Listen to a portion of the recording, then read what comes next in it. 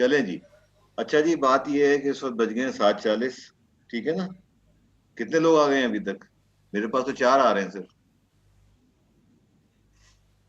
7 आ गए सर। 7 आ गए हैं, ठीक। अच्छा, अब हम बात कर रहे हैं कि सप्लाई चेन इवॉल्व कैसे हुई? हमें, जैसे कि मैं ब्रेक से पहले बात कर रहा था कि इसमें 3-4 स्टेजेस के हैं। अगर किताबों में आप देखें ना सप्लाई चेन एवोल्यूशन का, तो कोई 3 स्टेज की बताता है, कोई 4 स्टेज की बताता है, कोई 5 स्टेज की बताता है। मैंने 4 स्टेजेस आप लोगों के लिए यहाँ पे शेयर करने के लिए पिक किए हैं। पहला तो कहलाता है मल्टीपल डाइस डाइस फंक्शन का। डाइस फंक्शन ये कहते हैं कोई चीज़ अगर आप खराब हो जाए ना, मतलब सिस्टम के अंदर आपके खराब हो जाए, मतलब फंक्शन अगर सही ना कर रहे हो तो उसके लिए इंग्लिश के अंदर डाइस फंक्शन का। ये जो कॉन्सेप्ट है ना मल्टीपल डाइस फंक्शन का, इसमें बेसिकली मैनेजमेंट कंट्रोल 0 होता है। मतलब मैनेजमेंट का कोई विजन नहीं होता, कोई क्लियर डायरेक्शन नहीं होती है, ठीक है ना? डिजाइन वाले ने एक प्रोडक्ट बना दी है, अपनी मर्जी से उसने बना दी है, मार्केटिंग वालों से कोई रिसर्च नहीं की, मार्केटिंग वालों से इनपुट नहीं लिया, वो चीज आ गई, बन गई, अब उसके बाद मार्केटिंग वाले को मजबूर किया जा रहा है कि इस चीज को बेचो जो बन गई। तो कोऑर्डिनेशन 0 होती है। इसमें फोरकास्टिंग का कोई कॉन्सेप्ट नहीं होता था। ये बात कर रहा हूँ मैं 1950s एंड 60s की, कि तो सप्लाई चेन चल रही होती थी उस वक्त, वो ऐसी चल रही होती थी। पेमेंट्स वगैरह के मतलब सप्लायर्स को तंग किया जाता था। अभी जैसे मेरी बात हो रही थी एक साहब से, उन्होंने बड़े फख्र से कहा कि जी मैं जिससे काम करता हूँ ना उसको टाइम पे पेमेंट करता हूँ। मैंने कहा तो इसमें आप कौन सा एहसान तो नहीं करते उसके ऊपर? आपने उससे चीज ली है, जिस दिन आपको पेमेंट करनी थी उस दिन कर दिया, आपने अपना काम पूरा किया है। एहसान तो उस वक्त होता है आप पेमेंट डे से 2 दिन पहले कर दें, तब तो आप उस पर एहसान कर रहे हैं। अब टाइमली पेमेंट करना आपकी जिम्मेदारी है। कॉन्सेप्ट ये होता है यहाँ पे लोगों का, जो हमारे मैन्युफैक्चरर होते हैं, जो रॉ मटेरियल ले रहे होते हैं, ये मतलब 2 दिन बाद दे दो, 4 दिन बाद दे दो, 6 दिन बाद दे दो, तो उससे ये होता है कि इदारे की रेपुटेशन खराब हो जाती है और फिर उसको सप्लायर्स जो है सही नहीं मिलते। तो उस ज़माने में यही चीज़ हुआ करती थी। कोई पता नहीं था कि सीधे हाथ को नहीं पता होता था कि बायाँ हाथ क्या कर रहा है, ठीक है? परचेज़ ऑर्डर इश्यू करने वेंडर्स को, वो नहीं उनको पता टाइम के ऊपर, वो इश्यू नहीं हो रहे। अब चीज़ ज़्यादा बन गई है, आपने ओवर स्टॉक कर लिया, वेयरहाउस भर ली है, गाड़ी पहुँच गई है, माल उतारने के लिए वेयरहाउस के ऊपर पहुंच गई, वेयरहाउस वाले के पास कोई इत्तला नहीं है कि ये गाड़ी जो लेके आई है क्या लेके आई है, इसको उतारना है नहीं उतारना है। वो गाड़ी वहां खड़ी हुई है, गाड़ी वाला शोर मचा रहा है, आप उससे लेके फिर लोगों से राब्ता करते थे फोन के ऊपर, उनको पूछते थे कि हाँ उतारना है। वेयर हाउसिंग प्रॉपर नहीं है, कोई चीज कहीं पड़ी हुई है, बिल्कुल एक ये कह रहे हैं ना कि केओस मचा हुआ अगर होता था ना, तो और मैन पावर की आपको ट्रेनिंग नहीं कर रहे, मैनुअल लेबर से आप काम कर रहे हैं, ये इस तरह की चीजें जो थी, ये सारा का सारा कॉन्सेप्ट जो था ये मल्टीपल डाइस वर्किंग कहलाता है। तस्वीर जो इसके साथ मैंने आपको लगाई है, किताब से मैंने फोटो खींचा था, मेरे कैमरे की वजह से कोई इतनी अच्छी तस्वीर नहीं है, लेकिन बेसिकली ये शो करती है तस्वीर कि डेटा शेयरिंग जो है, मतलब मार्केटिंग वाले को और सेल्स वाले को प्रोडक्शन वाले जो है नहीं बता रहे, इंफॉर्मेशन फ्लो जो हो रहा था ना वो प्रॉपर नहीं होता था। ये चीजें जो थी इदारों को आगे नहीं बढ़ने देती थी और काम के अंदर प्रॉब्लम आती थी। ये चलता रहा है कॉन्सेप्ट। फिर जब लोगों ने सबक सीखा, उसके बाद इसमें चेंजेस आनी शुरू हुई, क्योंकि जो आपका सप्लायर है उसको चीज अगर उसने आपको सप्लाई की है तो टाइम के ऊपर उसको पेमेंट हो जानी चाहिए। आपने चीज बना ली है ऐसी कि जो कि बिक नहीं रही है, आपके पास उसको देने के लिए पैसे नहीं, तो आइंदा के लिए वो आपके लिए प्रॉब्लम क्रिएट होती थी। प्रोडक्शन वाले ने जो आपको डिजाइन मिला उसने छाप दिया उसको, 100 यूनिट बना दिए तो 100 की जगह 125 यूनिट बन गए, मतलब कोई परवाह नहीं है। तो ये जो इसको कहते हैं मल्टीपल डाइफर्सिंग, कि जहाँ किसी को कुछ नहीं पता क्या हो रहा है, कंट्रोल्स कोई नहीं है, कस्टमर के साथ कोई राब्ता नहीं है, फीडबैक नहीं ले रहे, क्वालिटी के ऊपर कोई इतना एम्फेसिस नहीं है। लॉजिस्टिक वाले को ये नहीं पता कि मैंने गाड़ियां कब अरेंज करनी, कितनी अरेंज करनी, कौन सा रूट मैं लूं जिसके कंपनी के पैसे बच सके। तो ये मल्टीपल डाइस फंक्शन जो है, इसको हम कहते हैं। सेकंड स्टेज जो आती है, इससे जो बेहतरी शुरू हुई है 1960s के अंदर, वो कहलाता है सेमी फंक्शनल एंटरप्राइज। यानी सेमी फंक्शनल में आपने इम्प्रूवमेंट की। सेमी फंक्शनल में क्या किया कि आपकी जो वर्क फोर्स है उसको आपने ट्रेनिंग देनी शुरू की, कि मैनुअल की जगह आप थोड़े बहुत ऑटोमेटेड पे चले गए, कि आपने मैनुअल लेबर की जगह आपने फोर्कलिफ्टर यूज करना शुरू कर दिया, ठीक है? प्रोक्योरमेंट को आपने ट्रेन किया कि नंबर ऑफ सप्लायर्स बढ़ाए, देखे कि जो उसने चीजें खरीदनी है अच्छे सप्लायर्स के साथ काम करे जो कि कॉम्पिटिटिव टर्म्स के ऊपर चीजों को दे, लोएस्ट कॉस्ट के ऊपर जो सर्विस मिल सके आपको। इसी तरीके से लॉजिस्टिक डिपार्टमेंट को ट्रेन किया आपने कि ऐसे रूट बनाए, वेयर हाउसेज ऐसी जगह पे हों, लॉजिस्टिक डिपार्टमेंट ऐसा बनाए कि जो आपकी ट्रांसपोर्टेशन कॉस्ट कम से कम हो सके। आप याद कीजिए कि पहले जो हमने बात की थी पहले लेक्चर के अंदर, पहली क्लास के अंदर वो हमने 3C मॉडल की बात की थी कि आप कंपीट किसके लिए कर रहे हैं?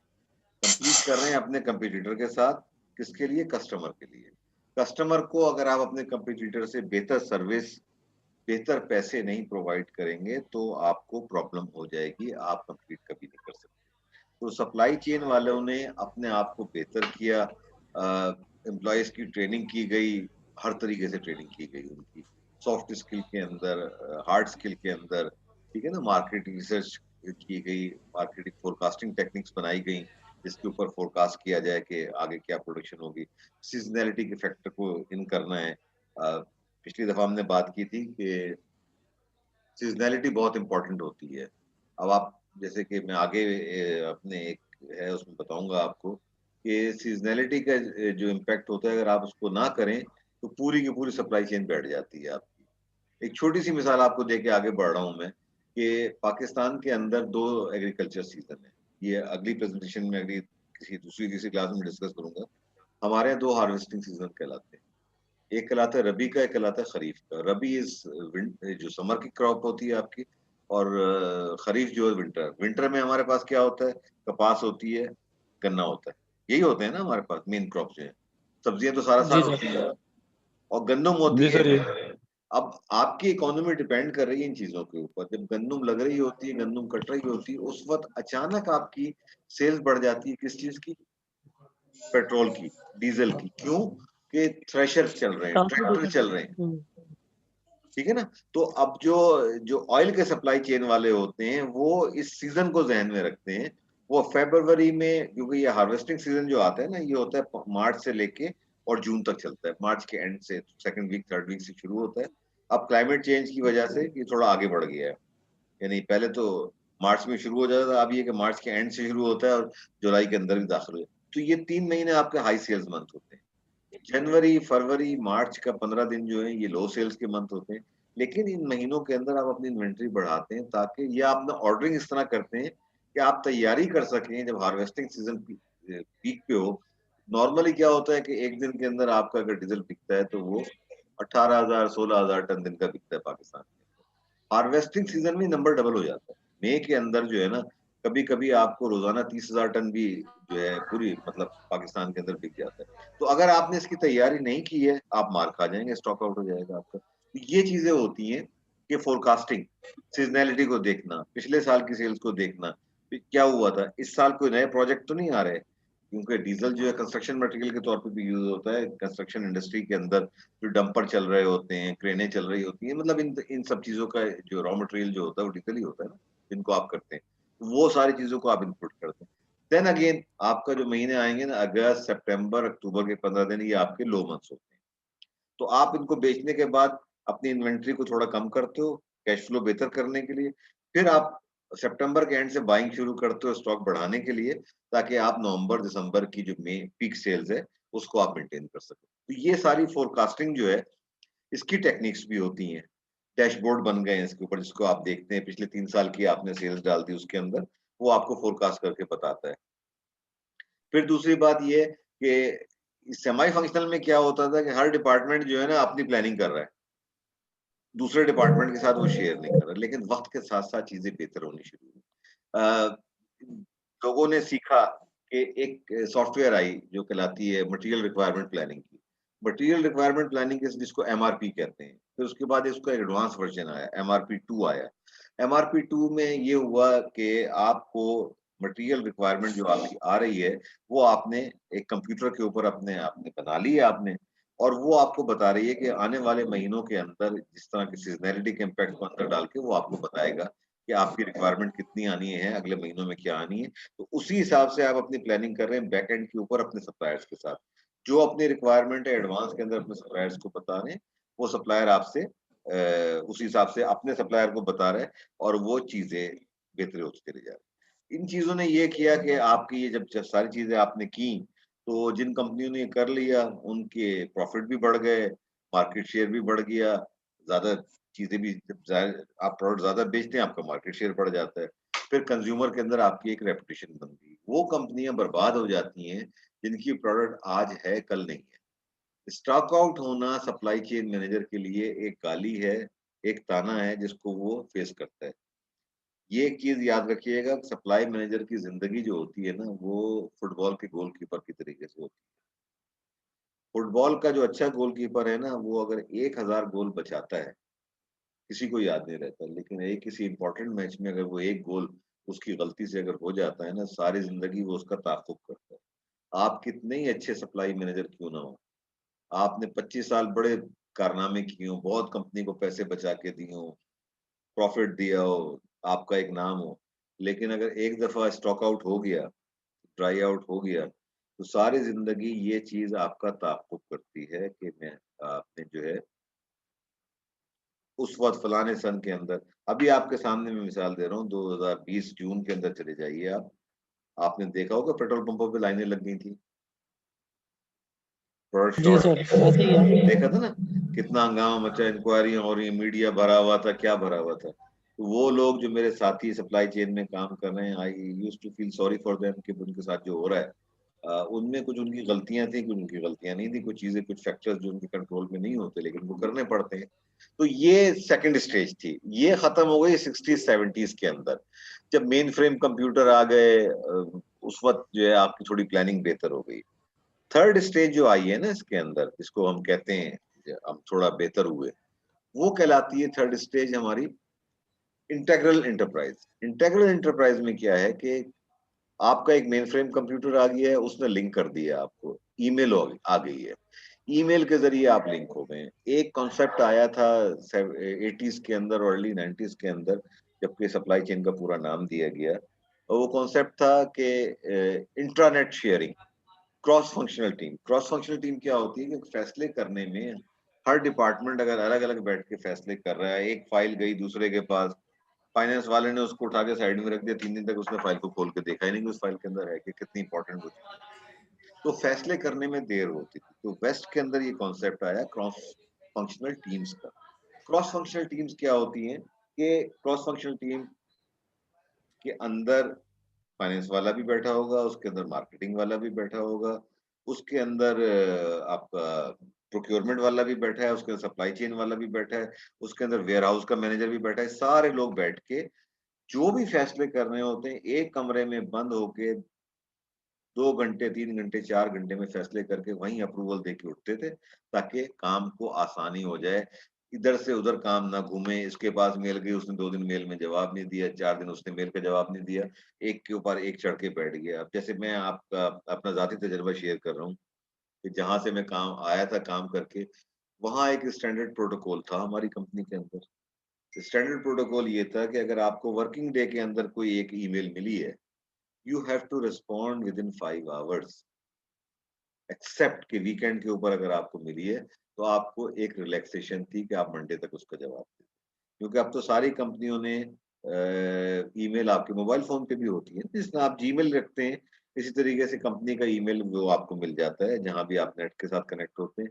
आप उसको देख लें, आप उस पे रिस्पॉन्ड करें। लेकिन ये अच्छा नहीं होता कि आप तनख्वाह दे के उस बंदे को अपना गुलाम बना लें, उसकी अपनी कोई ज़िंदगी ना हो। सारी ज़िंदगी वो 24 घंटे आपको करता रहे। अभी जैसे मैं बिलाल से बात कर रहा था कि मुझे एक जो इनके सेल्स रिप्रेजेंटेटिव होते हैं, जो डॉक्टर्स के पास जाते हैं, मेरे मोहल्ले में एक ही डॉक्टर है जहाँ मैं रहता हूँ।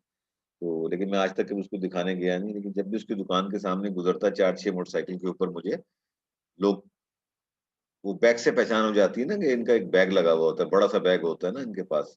क्यों बिलाल गलत कह रहा हूँ मैं? मोटरसाइकिल पे लेके चलते हैं, जिसमें दवाओं के जी सर, सैंपल बिल्कुल होते सही कह हैं। रहे हैं। ये खड़े होते थे, तो जी जी जी, मेडिकल। मेरी आदत है लोगों से सवाल करने की, पूछने की, इससे मालूमात भी बढ़। तो एक दिन मैं वहां से गुजर रहा था, पैदल गुजर रहा था, तो मैंने रुका और मैंने एक लड़के से पूछा, 4-5 मोटरसाइकिल पे खड़े थे बाहर। मैंने कहा भाई मैं इस इलाके में 5 साल से रह रहा हूँ, मैंने कभी इस डॉक्टर को नहीं दिखाया, और मुझे नहीं पता इतना अच्छा डॉक्टर, लेकिन जब भी यहाँ गुजरता हूँ सुबह शाम, तुम लोगों का रश लगा हुआ होता है, तुम लोग यहाँ पे क्या कर रहे होते हो खड़े हुए?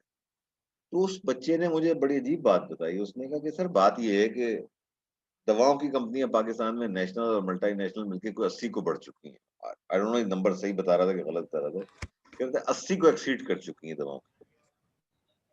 अब दवाओं की कंपनियां जब 80 से बढ़ जाएं, तो हमारे पास क्या ऑप्शन रह जाता है कि जिस कंपनी के लिए हम काम कर रहे हैं वो हमें सुबह को हमें एक टारगेट मिल जाता है कि आपने इस इलाके में जाना है और आपने 15 कॉल करनी है, आपने 16 कॉल करनी है। कहते आप 16 कॉल के लिए करने के लिए हम सब यहाँ, जाहिर है कि कंपनियां इतनी हैं, सबके रिप्रेजेंटेटिव हम यहाँ खड़े हुए होते हैं। अभी डॉक्टर जब हमें टाइम देता है मरीजों से 5 मिनट के लिए हमें देता है, तो मैंने कहा अगर तुम ना जाओ तो क्या होगा, कहने लगे सर उन्होंने हमारे मोबाइल में एक सॉफ्टवेयर इंस्टॉल कराई हुई है, शाम को हमारा मैनेजर देख लेता है कि हमने कितनी कॉल्स की हैं, किस किस इलाके में गए, कितनी कॉल की। लास्ट टाइम मैंने आपको केई के मीटर रीडर्स की बात बताई थी, कराची इलेक्ट्रिक ने सर मीटर जी मैं यहाँ पे एक चीज ऐड करना चाहता हूँ। जी बताइए। ये पाकिस्तान में जो है ना वो 80 नहीं 1000 फार्मा है, 1000 छोटी टॉप बड़ी मिला के। 50 टॉप 50 और टॉप 100 की तो लिस्टें निकलती है। अच्छा इसमें मुझे दूसरी चीज मैं तो देखिए मैंने आपसे खुद कहा कि मेरी मालूमात उसकी गुफ्तगू हाँ नहीं, में। मैं आगे आगे इंफॉर्मेशन ऐड कर रहा हूँ हाँ नहीं उसमें। आप ये कह रहे हैं 1000 हैं तो तो ये मेरे लिए मतलब सरप्राइजिंग बात है ये कि 1000 कंपनियां पाकिस्तान नहीं में सर काम है, कर रही लाहौर की तो हर गली में एक फार्म है। हैं। अच्छा तो ये लाइसेंस ये इतने अच्छा आराम से मिल जाते हैं? सॉरी मैं टॉपिक से हट रहा हूँ, अपनी मालूमात के लिए पूछ सर, रहा हूँ आपसे। ISO सर्टिफाइड नहीं होते लेकिन होते हैं जरूर। नहीं नहीं नहीं देखिए फार्मा कंपनी को कोई ना कोई ड्रग हाँ सर रेगुलेटर, जिस मिल तरह जाते हैं, अमेरिका में ड्रग रेगुलेटरी अथॉरिटी है, वो इजाजत देती है मिल ना दवाई जाते हैं सर। कंपनियों को काम करने की। ऐसे तो नहीं मैं जाऊँ और सर कहूँ कि ये दवाई मैंने बेचनी है, वो मैं बेचना शुरू कर दूंगा उसको। सर एक चीज यहाँ पे ये है ना कि हम लोग ज्यादातर क्या 100% जो है हमारे पास R&D तो है ही नहीं ना, हम तो अंग्रेजों के ही बने बनाए फॉर्मूले पे काम कर रहे हैं ना। वो फार्मूला जो उन्होंने रिलीज कर दिए हैं। हाँ सर, इसके अंदर चक्कर होता है वो ये होता है कि अगर हम कोई मेडिसिन बनाते हैं, अगर खुद कोई चीज इन्वेंट करते हैं, तो उसकी तो खाली स्टेबिलिटी ट्रायल ही 10 साल की होती है। ओके हम जो अंग्रेजों ने जो दवाइयां बना ली अपने लिए मिलियंस ऑफ डॉलर खर्च करके, उसके 20 साल के पेटेंट करवाए, वो पेटेंट एक्सपायर होने के बाद जब वो जेनरिक बनी, आज हम वो जेनरिक इस्तेमाल कर रहे हैं। वो जो जेनरिक हमारे का पास ये फार्मूला आप लेके दवा बनाते हैं? वो जो जेनरिक है ना, बेसिकली जेनरिक कोई दवाई नहीं है, जेनरिक का मतलब यही है कि उसके पेटेंट एक्सपायर हो गए, वही ना आप अब मतलब उसको कोई भी बना सकता है। फार्मूला जो है इंटरनेट पे पड़ा हुआ है, वेबसाइट पे पड़ा हुआ है, आपने फॉर्मूला उसके नहीं पड़ा था, इंग्रेडिएंट्स। आप उसको एक बार से जो है वो दवाई फिनिश प्रोडक्ट इंपोर्ट करते हो, उसके ऊपर वो रिवर्स इंजीनियरिंग करते हो, देखते हो क्या क्या फॉर्मुलेशन है सारी, उस पर टेस्टिंग करते हो, और उसके बाद जो है वो आप उससे मिलती जुलती चीज बनाते हो, फिर उसकी स्टेबिलिटी ट्रायल करते हो, फिर वो सब चीजें जब सारी अथॉरिटी से ओके हो जाती है कि हाँ भाई आपने बिल्कुल ये जो परफेक्ट आप जो चीज बना प्रोसेस ली है। बता रहे हैं ये भी एक दिन का प्रोसेस तो नहीं है ना, इसमें भी टाइम लगता नहीं होगा। नहीं, एक एक दिन का नहीं है, लेकिन यहाँ पे बहुत सारी फार्म है सर, बहुत सारी। नहीं नहीं मेरा मेरा ख्याल है सवाल ये इसकी बिलाल IMF साहब, की मैं रिपोर्ट के नहीं नहीं हिसाब मैं से आप 1000 है। बिलाल मैं आपको एक सवाल जो समझने के लिए करना चाह रहा हूँ, हमारे साथियों की भी एजुकेशन होगी इस चीज से, कि मैंने एक हम्म, जेनरिक दवा उठा ली, फर्ज करो हम्म, सैंडोज की दवा है या किसी भी कंपनी की एक हम्म, दवा है, जेनरिक है वो, मैंने हम्म, उसका फार्मूला उठा लिया, ठीक है, उस हम्म, फार्मूले में मैंने एक दवा बनाई, उसके लिए मैंने यहाँ पे जो भी अथॉरिटी है उसको अप्लाई किया कि ये मैंने दवा बना ली है, और मैंने साथ में बैकअप में दे दिया कि ये फार्मूला मैंने यूज किया है, तो उसको अप्रूव कराने में, मार्केट करने की परमिशन मिलने में मुझे कितना टाइम लगता है एवरेज? सर ये चीज मुझे नहीं पता है, ये रेगुलेटरी वालों को ज्यादा आइडिया होता है, ओके क्योंकि मैं ओके टेक्निकल साइड पे और मेडिकल साइड पे दोनों ही साइड पे नहीं हूँ। ये कि इतना टाइम वहाँ पे रहा है, देखा है चीजें, तो थोड़ा बहुत अंदाजा है। नहीं मैं तो सिर्फ अपनी अच्छा नॉलेज और के लिए पूछ रहा था, लेकिन एनीवे हाँ बात मैं हम ये कर रहे थे, जो हम बात कर रहे थे ना, कि जब कंपटीशन बढ़ जाता है ना, तो फिर ये होता है कि इस तरीके से मार्केटिंग होती है, ठीक है, तो हाँ अब सर ये मैं जी बोलिए। सर मैं इसमें जो है ना दो चीजें ऐड करना चाह रहा था। एक तो मैंने सिर्फ ये फार्मा का आपको नंबर बताया था, दूसरी चीज ये थी कि ये जो मोबाइल का जो ये सॉफ्टवेयर वाला जो सिस्टम है ना, ये फार्मा में इस तरीके से डिजाइन हुआ है कि जित जैसे ये लोग एक सिम खरीदते हैं, जी कंपनी के साथ डील करके वो सारे एम्प्लॉयज को दे देते हैं, ओके वो हर 3 किलोमीटर के रेडियस के अंदर इनको ट्रैक करती है। ये ओके अपना एक मंथली प्लानर बनाते हैं कि इनको 2-2,500-3,000 डॉक्टर की लिस्ट दे दी जाती है। हम्म ये उसमें से प्लान करते हैं कि मैंने आज दिन में पूरे महीने की शुरुआत में कि मैं एक दिन इसके पास जाऊंगा, दूसरे दिन इसके पास जाऊंगा, तीसरे दिन इसके पास जाऊंगा। अब अगर वो उस सेम डे पे उस डॉक्टर को एक कोड असाइन किया हुआ होता है, अगर वो पहले वहां पे पहुंचते हैं, वहां से पहुंच के वो उस कोड को जो है ना वो एसएमएस करते हैं। जब वो कोड वहां से एसएमएस करते हैं तो वो उसको ट्रैक करता है कि ये जहाँ का ये कोड है ये उसके 3 किलोमीटर के रेडियस में है या नहीं है। ओके अगर नहीं होता तो उसकी नैरा मार्क हो जाती है ओके कि नॉन एग्जिस्टिंग रिपोर्टिंग इसकी पूरी लग जाती है और उसकी जो है वो सैलरी और एक्सपेंसेस डिडक्ट कर दिए जाते हैं। ये इस तरीके से पूरा सॉफ्टवेयर काम करता है। ओके। 1 मिनट का मैं आपसे पानी का गिलास लेकर आऊं, 1 मिनट की आपसे जरा।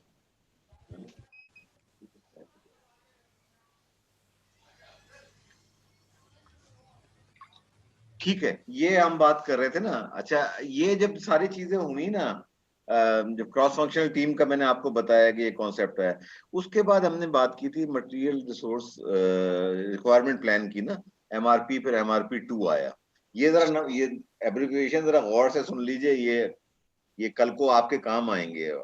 आई hope you are intelligent enough to understand what I am saying. ठीक है। फिर उसके बाद एक चीज नई आई जिसको हम कहते हैं ईआरपी, एंटरप्राइज रिसोर्स प्लानिंग। ठीक है ना। ये क्या थे? एंटरप्राइज रिसोर्स प्लानिंग एक सॉफ्टवेयर है। एक कंपनी, आपने जेडी एडवर्ड का नाम सुना होगा, आपने सैप का नाम सुना होगा, सुने हैं ना ये नाम?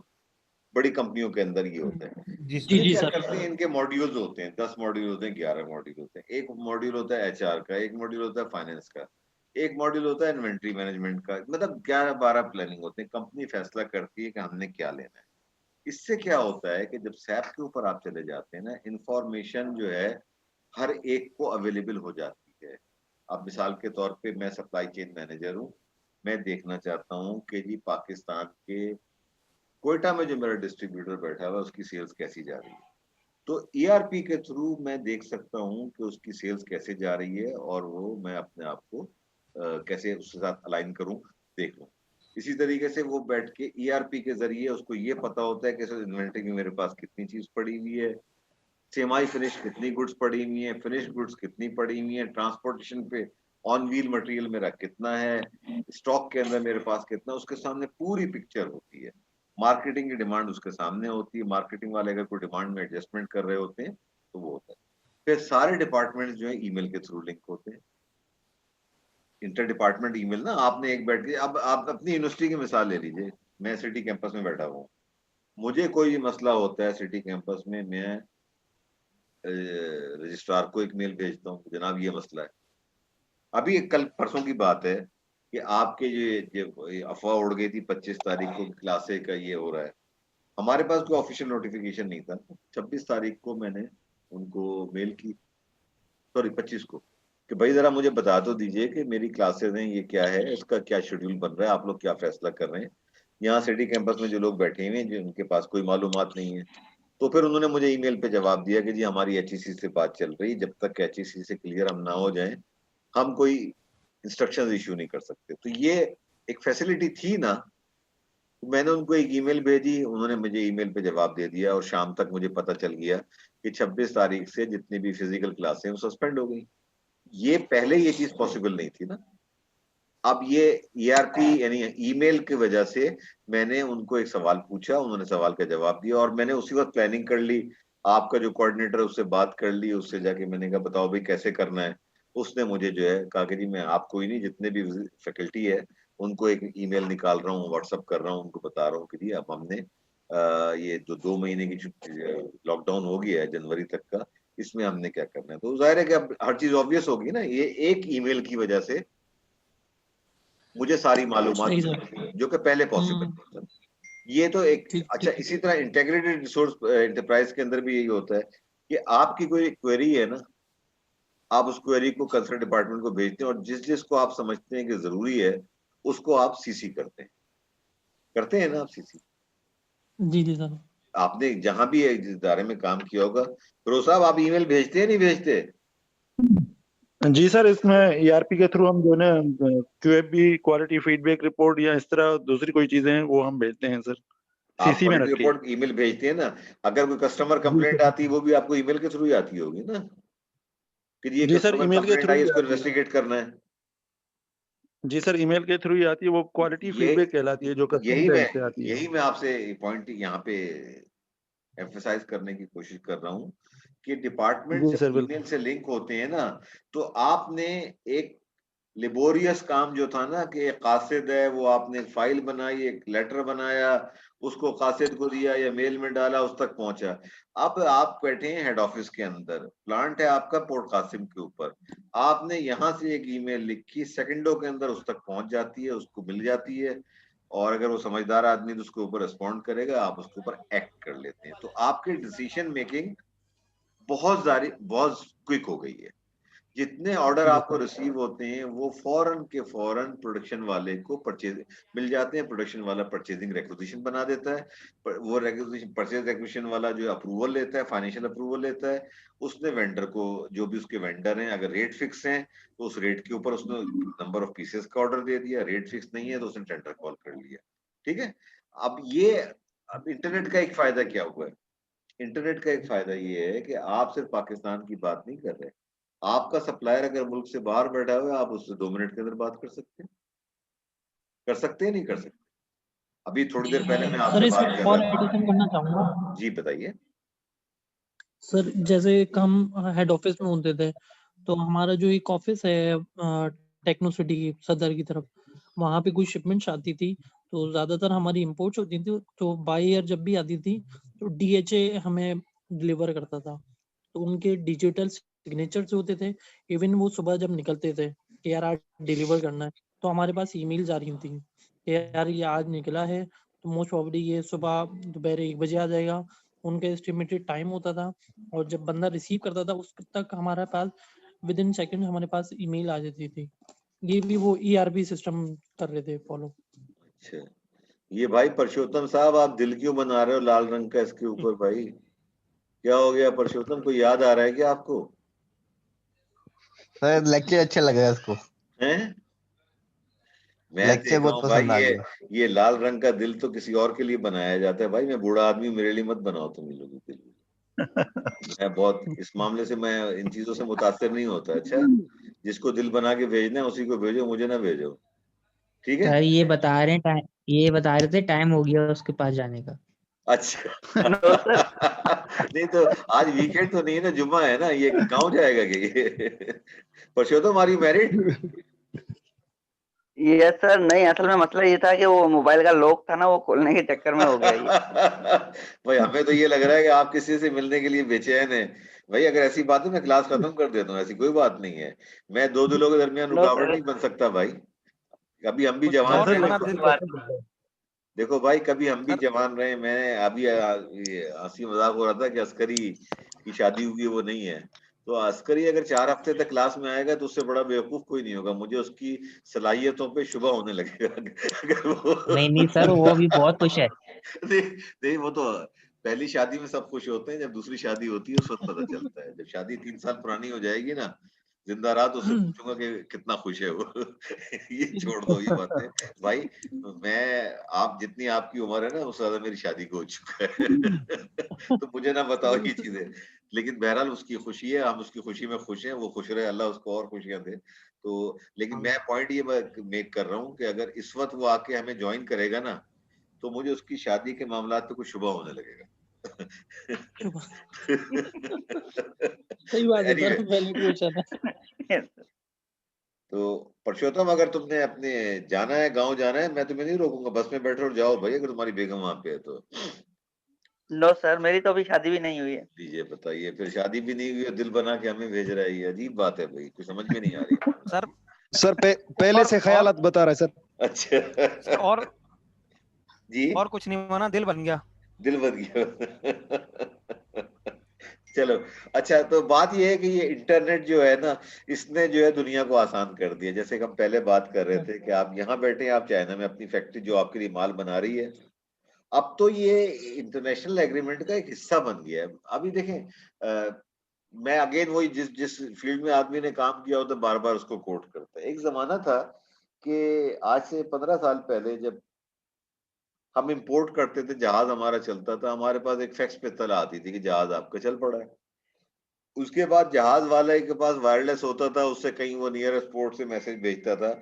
हमें एस्टिमेटेड टाइम ऑफ अराइवल जो है, जिसको ईटी कहते हैं ना, वो पता नहीं 48 घंटे पहले मिलते थे, छत्तीस, बड़ा एक अजीब निजाम था। आज क्या हो गया है, ये सैटेलाइट, ये इंटरनेट, अभी जहाज पोर्ट को छोड़ के निकलता है, ऐसी ऐसी सॉफ्टवेयर आ गई हैं कि आप अपने मोबाइल से देख लेते हो कि सिर्फ आपको जहाज का नाम चाहिए होता है कि जी ये जहाज का नाम है। हर जहाज का एक यूनिक नंबर होता है ना, चाहे वो एरोप्लेन हो चाहे शिप हो। आपने उसका जहाज का नाम और वो डाला उस सॉफ्टवेयर के अंदर, वो आपको बता देगा कि ये जहाज अभी किस जगह है, इसकी स्पीड कितनी है, कितने नॉट पे चल रहा है। मैं एक सवाल आपके सामने रख रहा हूँ, नॉट में और मील में क्या फर्क है?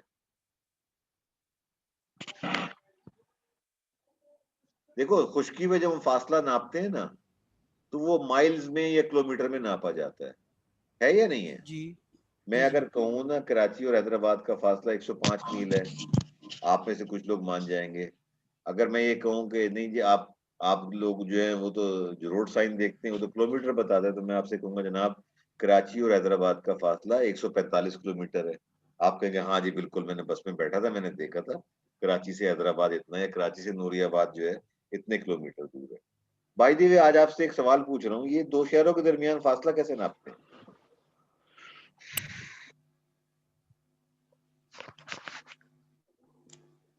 देखो, मैं तुम्हारी नॉलेज को क्या चेक कर रहा होता हूँ कि तुम अपने काम मतलब के अलावा और लड़कियों के पोस्ट दिल ऑफिस से बनाने के पोस्ट अलावा और ऑफिस, क्या करते हो? Sir post office to post office. Exactly बाज दफा post office to post office, यानी कराची जीपीओ, सदर वाला पोस्ट ऑफिस नहीं, कराची जीपीओ एमेजना रोड पे जो है, उससे हैदराबाद जीपीओ का जितना फासला होगा दैट इज द डिस्टेंस। या एक टेक्निक और यूज होती है, city code to city code. Sir मुझे इस चीज का आइडिया इस तरीके से हुआ कि जब मैं फार्मा में पेरोल देखता था तो एक्सपेंस के अंदर किलोमीटर्स मुझे सॉफ्टवेयर में ऐड करने होते थे, और हमेशा मेडिकल रैप जो है ना आउट स्टेशन पे जाते हुए वो यही रोना धोना करता था कि आप लोग गूगल से किलोमीटर डालते हो, वो पोस्ट ऑफिस से पोस्ट ऑफिस बताता है, आगे हमें तो गलियों में घूमना होता है। ही ये इज राइट। यहाँ से मुझे ये चीज पता चली थी। नहीं, ये बिल्कुल सही कह रहे हैं। बिल्कुल देखिए, sir. Post office to post office, city code to city code, ये तो आपने कराची से हैदराबाद का फासला निकाले ना 145 मील। लेकिन साथ साथ ये भी तो होता है ना कि हैदराबाद में जाने के बाद उसने अगर 5 कस्टमर्स के पास वो किया है, तो हो सकता है 30 किलोमीटर 40 किलोमीटर से ज्यादा सफर किया हो। तो he is right in claiming that.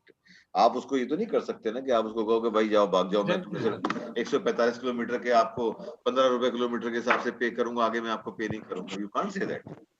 बिल्कुल उसका एक बिल्कुल राइट ऐसे ही। बनता है ना। ठीक है।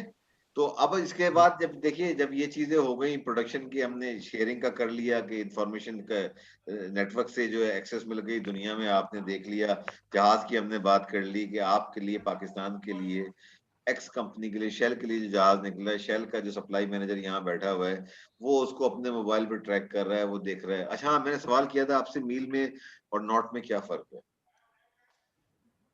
समंदर पे जो फासला नापा जाता है ना एक पोर्ट से दूसरी पोर्ट का, वो नॉट के अंदर नापा जाता है। क्योंकि देखिए, समंदर के अंदर आप स्ट्रेट लाइन पे तो चल नहीं रहे ना, जमीन तो फ्लैट है ना, आप फ्लैट पे चल रहे हैं या थोड़ी आप हाइट के ऊपर जा रहे हैं। समंदर के ऊपर तो वेव्स है ना, वैसे ही था। तो वो उसको नॉट के अंदर मेजर किया जाता है। ये बरतानिया ने जब शिपिंग शुरू हुई थी, उस वक्त ये इस्तेलाह लेके आए थे नॉट की। और एक नॉट जो होता है 1.62 माइल्स के बराबर होता है। अगर मैं कहूँ ना कि अबू धाबी की जो पोर्ट है वो कराची पोर्ट के दरमियान उसका फासला जो है वो फर्ज करें 700 नॉट है, लेकिन अगर माइल्स में अगर आप देखेंगे ना तो वो होगा 700 मल्टीप्लाइड बाय 1.62, यानी 1100-1200 मील बन जाएगा वो फासला माइल्स के अंदर। एविएशन में एक इस तरह यूज करते हैं हम लोग, वो कहलाती क्रॉस फ्लाइट। यानी अगर कौवा अगर सीधे 2 पॉइंट है ना, कराची और हैदराबाद है, जहाज ने कराची से जाना है लाहौर, ठीक है, तो अगर मैं जहाज को सीधा भेजूंगा, यानी अगर एक कौवा अगर सीधा उड़ता है एक जगह से दूसरी जगह, तो वो जो मिनिमम डिस्टेंस रहता है वो कहलाता है क्रॉस फ्लाइट। लेकिन नॉर्मली ऐसा होता नहीं है, बाज औक़ात ऐसा होता है कि आपको अपने रूट को चेंज करना पड़ता है। क्या होता है कि जैसे लाहौर के नजदीक इंडिया का बॉर्डर बहुत नजदीक है ना, तो आप गलती जरा सी भी अगर करें तो आप इंडियन एयर स्पेस में जा सकते हैं। तो वो सेफ्टी के तौर पे उनका एक चेक डाला जाता है कि आप, ताकि वो आप डेविएट ना करें अपने उससे और कोई स्कैंडल ना खड़ा हो जाए जहां दो मुल्कों के दरमियान टेंशन होती है। वो फासला कभी भी यानी अगर रोड का फासला मैं कहूँ ना कि कराची से लाहौर 1000 किलोमीटर है, एयर स्पेस के अंदर वो फासला हो सकता है 1050 हो सकता है 1090 हो। ये जो आप देखते हैं ना कि कराची से फ्लाइट जा रही है और पायलट अनाउंस करता है कि जी वो मुल्तान पे से गुजर रहे हैं, वहां से गुजर रहे हैं, यूं जा रहे हैं, यूं जा रहे हैं, और वो जा रहा होता है सीधा लाहौर, लेकिन वो मुल्तान के ऊपर से घूमता हुआ और लाहौर के ऊपर लैंड करता है। तो ये अलग अलग तरीके हैं।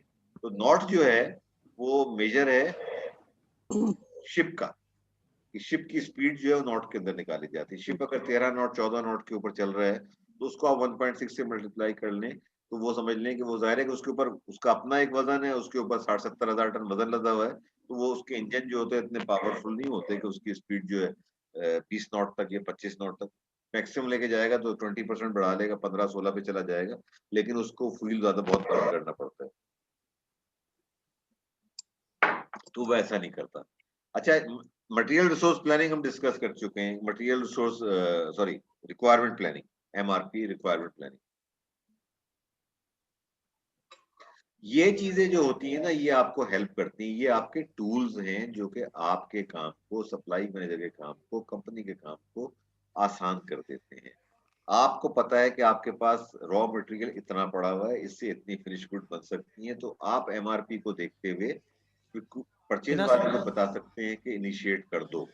तो उसको लीड टाइम पता होता है परचेज वाले को कि आज मैं इनिशिएट करूंगा, ये प्रोडक्ट आने में, ये रॉ मटेरियल आने में मुझे 10 दिन लगेंगे, तो उसी हिसाब से अपना लीड टाइम को प्लान करते हुए वो देखेगा कि अगर आपके पास 7 दिन का स्टॉक है तो फिर वो उसको सप्लायर को एडवाइस करेगा स्पीडी डिलीवरी।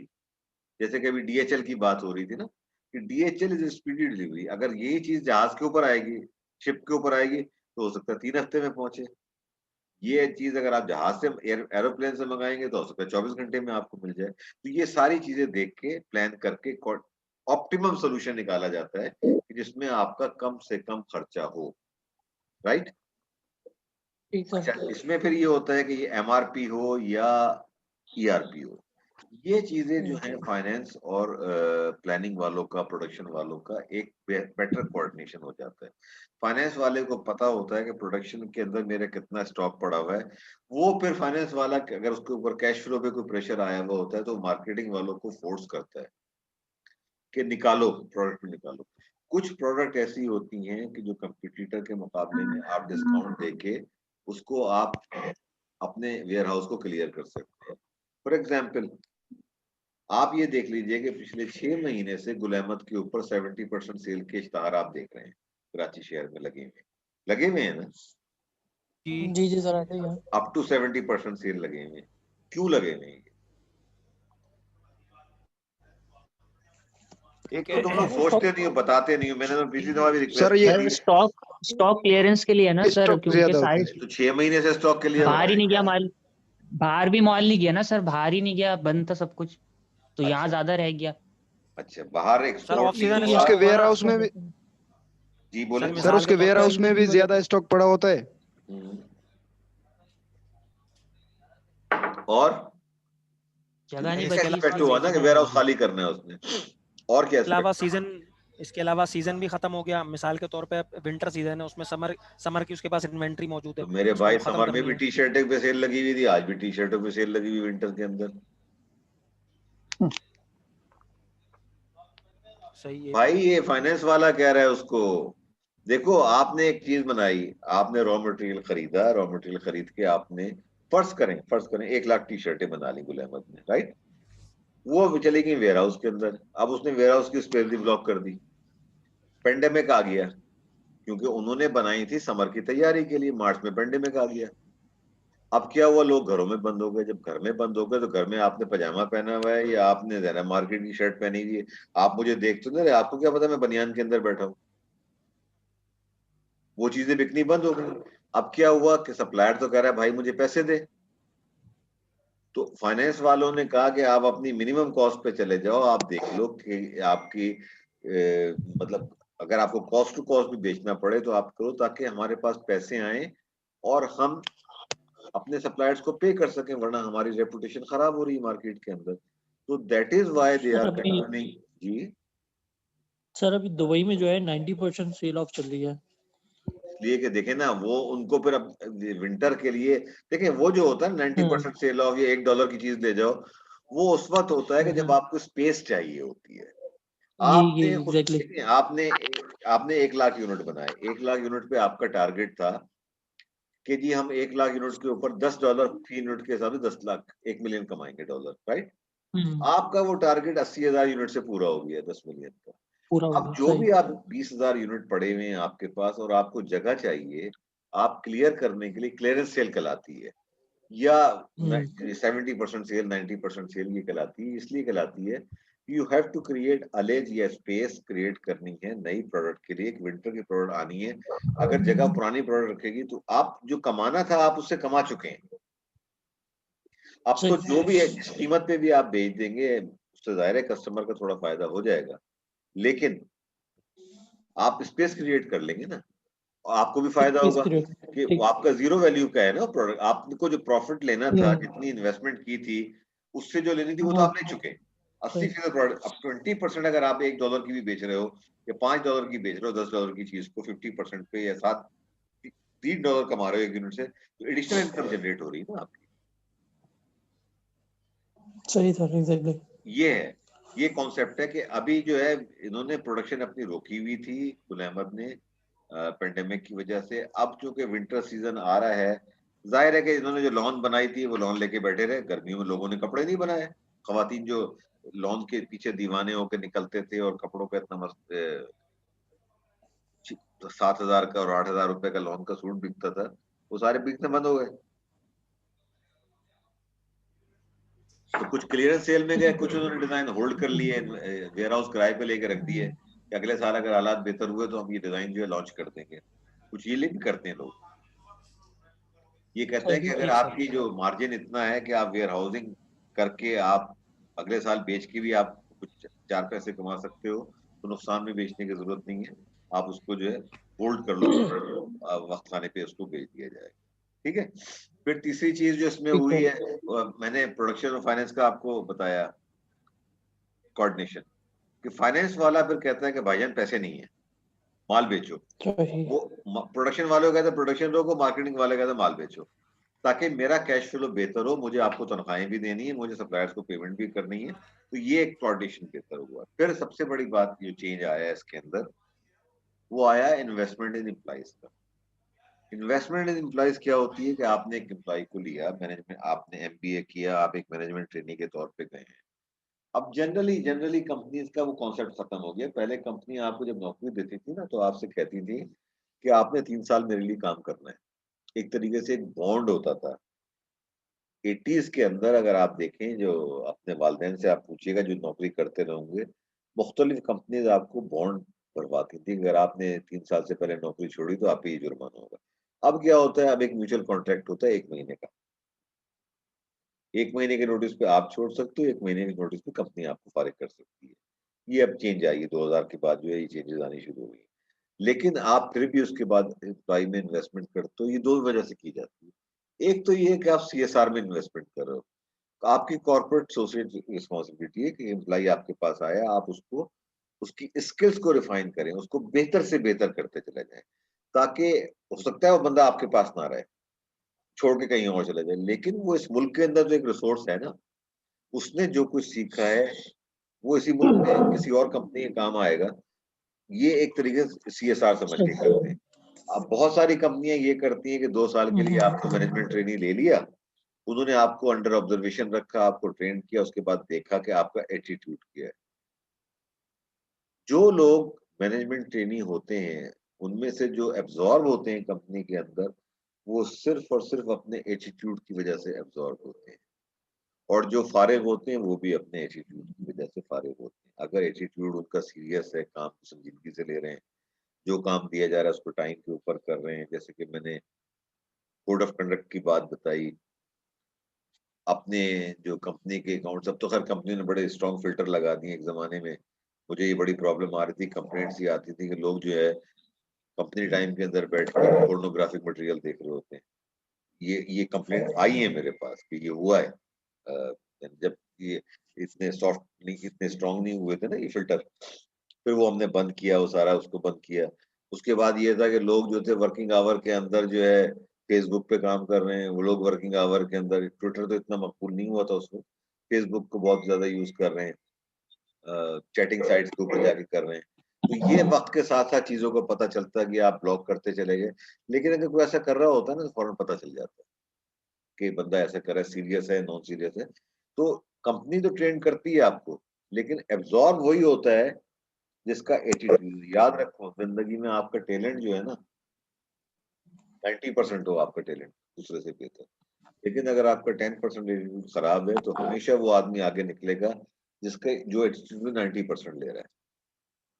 जिंदगी में, मैं काम की नौकरी की बात नहीं कर रहा हूँ, जिंदगी में अगर आप आगे बढ़ते हो ना वैसे एक इंसान के अपने रवैयों की वजह से, अपने एटीट्यूड की वजह से आगे बढ़ते हो, वही आपको आगे लेके जाता है।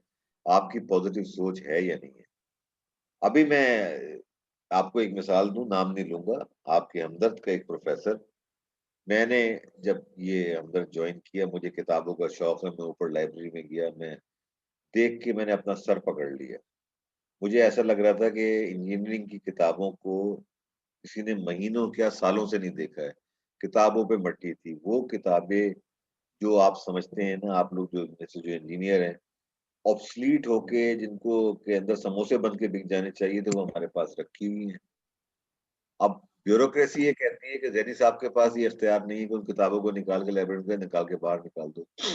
ठीक है, मैंने जो कंसर्न आदमी था उसको कहा कि भाई ये किताबें फालतू, यहाँ पे मैं समझता हूँ 600 किताबें फालतू पड़ी हुई हैं जो ऑब्सलीट हो चुकी हैं, बेसिक प्रोग्रामिंग, फोरट्रान प्रोग्रामिंग, जिनका कि आपको नाम भी नहीं जानता।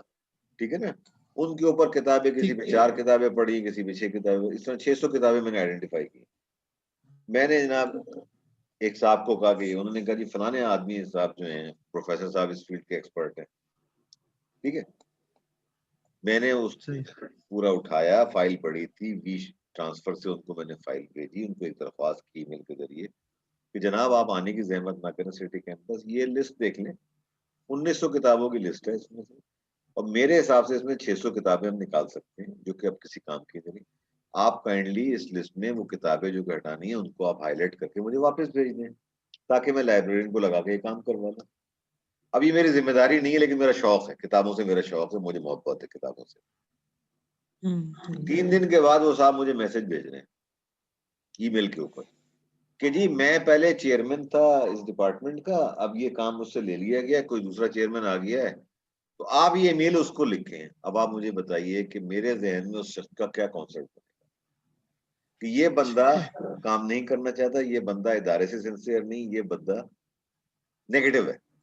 ये बन गया ना एक इमेज मेरे दिमाग। सर हालांकि वो खुद भी कर सकता था। यही तो मैं कह रहा हूँ, अगर आपका वर्क आपसे वो काम लेके चेयरमैन कोई और आ गया डिपार्टमेंट का, उसने करना क्या है, एक्सेल की एक शीट है, उसने जाना है और देखना है जो किताब जो मुझे नजर आ रही है उसी किताब को उसको मैंने कहा रेड कलर करके मुझे भेज दो। इस लिस्ट को में जो किताब ऑब्सलीट हो गई है जिसको कि हम निकाल सकते हैं लाइब्रेरी से, भेज दो। मेरे पास आएगी, मैं लाइब्रेरी से कहकर उन किताबों को किताब निकलवा के एक तरफ ढेर करवा दूंगा। फिर मैं पूछूंगा एडमिन डिपार्टमेंट से कि भाईजान आपका किताबें डिस्पोजल करने का प्रोसीजर क्या है, मुझे बताइए 600 किताबें जो ढेर पड़ी हैं, अभी आपकी जिम्मेदारी, इसको आप कैसे डिस्पोज करते हैं। मेरे पास स्पेस क्रिएट हो जाएगी। मैं जो नई मॉडर्न किताबें आई हैं, और मैं किताबों में यकीन कम रखता हूँ, मैं जर्नल्स में ज्यादा यकीन रखता हूँ, क्योंकि किताब में जो चीज होती है ना वो ऑलरेडी 3 साल पुरानी हो चुकी है, 3 से 5 साल पुरानी होती है। जर्नल्स आपको लेटेस्ट रिसर्च दे रहे होते हैं आपकी फील्ड के अंदर। कुछ किताबें बेसिक होती हैं, जैसे हैंडबुक होती है ना, वो बेसिक होती हैं, वो आप 80 साल के भी हो जाओ ना, हैंडबुक के अंदर कुछ चीजें आपको मिलती हैं जो कि आप फॉलो करते हो, और बेसिक कॉन्सेप्ट बिल्डअप करे हुए थे।